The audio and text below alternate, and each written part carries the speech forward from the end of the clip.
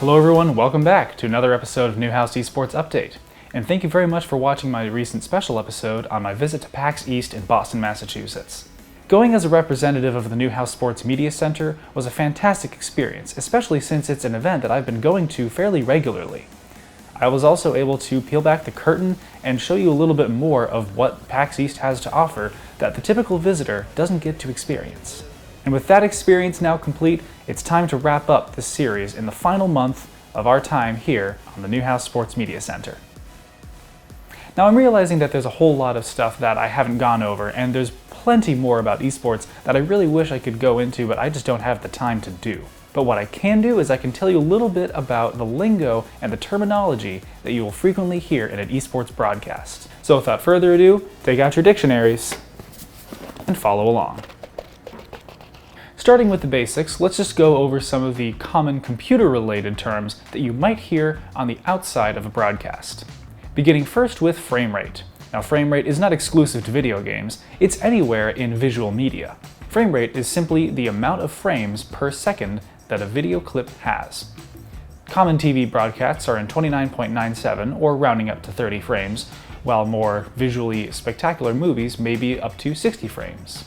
Now, of course, 60 frames is pretty standard for movies and 29.97 is fairly standard for television, but for video games, there pretty much is no cap. Many people that play video games competitively or even casually will go upwards of 120 frames and even more. In fact, on the best computers I've ever had, I was able to play Overwatch on 240 frames per second and even more than that. It's basically a fluid display at that point. Now, along with computers, there are also your peripherals, or the various things that you play video games with. Peripherals include keyboard, mice, headsets, microphones, as well as controllers for console-based games. It is very commonplace in both professional and amateur tournaments for players to use their own peripherals, since it's the equipment that they've been using on their personal computers the longest. Personally, I've been using this mouse for about a year and a half, a Logitech, as well as a particular keyboard that you've been hearing sometimes in the background of my gameplay sections, a Corsair keyboard that is pretty loud. Of course, peripherals are the number one thing that is in the player's control. However, the thing that is most out of player's control and everyone's worst enemy is our next vocab word, ping. Ping is essentially another word for internet latency. To put it literally, ping is pretty much the exact time it takes for me to hit a button on my keyboard, the keyboard signal to transfer to my computer, the computer to transfer it to the server, and then the server to register on everyone else's computers the action that I wanted to happen. And depending on the quality of internet or the space between people when playing, the internet latency or ping can get higher and higher. However, if you or someone else has poor internet and you're facing someone potentially across the world, ping can get pretty high, leading to some pretty crazy games. With our peripherals hooked up and our ping looking low, the first thing to do when you load up is you look at your UI. UI is short for user interface, and for me to describe exactly what a UI is, let's take a look at the UI of Overwatch. The user interface is a system of graphics that displays everything you need to run your character in the game. This could include a sliding bar that would indicate your health, a character portrait to show who you are, various icons for your abilities, maybe how much ammo you have in your weapon, and maybe a few other things, like an ultimate ability. Another important thing to keep track of in some games, especially League of Legends, is called mana. Depending on the game you're playing, some abilities will require mana to use them, and so whenever you use it, the mana bar will deplete by that amount. It's important to keep track of the mana bar to make sure that you don't run out of it when you desperately need to use an ability. So keeping track of mana is essential both when watching and playing games, because you know who has an advantage and who doesn't. The thing is though, there's a whole lot of terminology, and in fact the most amount of terminology comes in the actual gameplay. So let's just go over a few of the most common examples across all different forms of games that you might hear on a broadcast. Let's say we're playing a first-person shooter. If I move back and forth left and right, this is called strafing, or using the A and D keys to move left and right.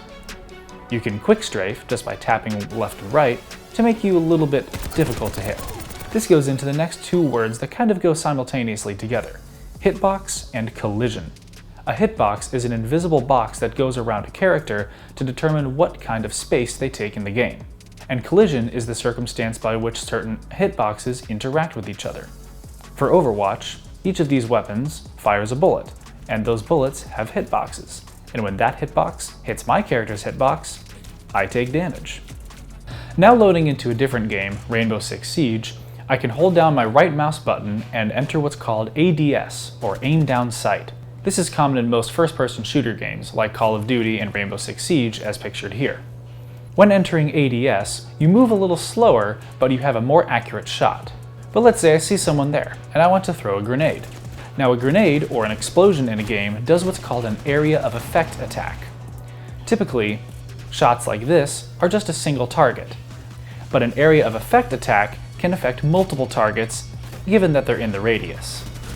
Going now into League of Legends, you'll notice that I have abilities bound to my Q, W, E, and R keys. Now if I use an ability, like this one, you'll notice that there is a countdown, and if I press that key, nothing happens. This means that the ability is on cooldown, meaning that I can't use it until that number is up. Now that the number is up, and I have enough mana, as I explained before, I can use it again. This ability also just so happens to have a feature called CC, or crowd control. CC is a very broad term for anything that will disrupt someone's ability to play the game. With this particular ability, it launches someone high in the air, making them unable to move on their own for a second or so.